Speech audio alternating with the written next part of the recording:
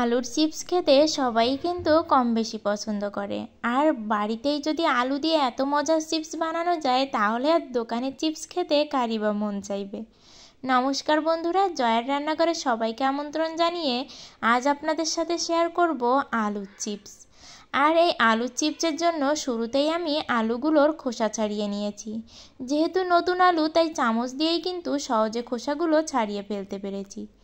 এবার এই আলুটাকে খুব ভালো করে ধুয়ে এরকম স্লাইস আকারে কেটে নিতে হবে, আর খুবই পাতলা করে কাটতে হবে। আর এই আলুর চিপসটা আপনারা যতটা পাতলা করে আলুটা কাটতে পারবেন চিপসটা তত বেশি সুন্দর হবে। আর এভাবে আলুটাকে কেটেই জলে দিতে হবে, জলে না দিলে কিন্তু আলুটা কালো হয়ে যাবে। আমার ঘরে যেহেতু বাচ্চা আছে তাই আমি একটু বেশি করেই কিন্তু চিপসটাকে বানাচ্ছি। আলুটাকে জলে দেওয়ার পরে খুব ভালো করে ধুতে হবে যতক্ষণ না এর স্টার্চগুলো চলে যায়। আলু ধুতে ধুতে এমন পর্যায়ে যেতে হবে যখন আলু দিয়ে পরিষ্কার জল বের হবে তখনই ভাববেন আলুটা ধোয়া হয়ে গেছে।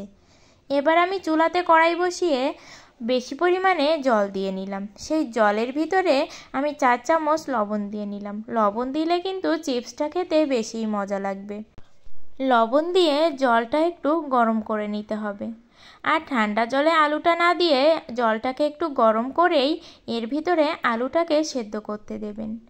আর এখানে আমার প্রিয় বন্ধুদের বলতে চাই, আমার ভিডিওগুলো ভালো লাগলে অবশ্যই লাইক করে কমেন্টে আপনাদের ব্যক্তিগত মতামত জানাবেন।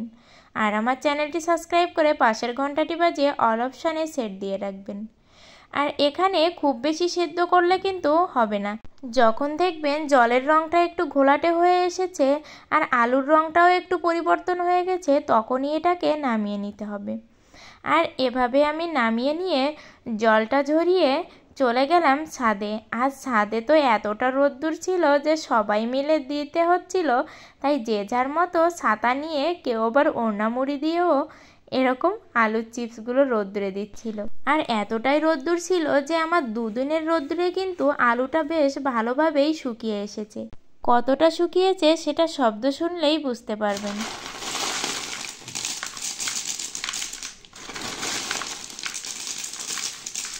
এবার আমরা ভাজতে চলে আসলাম।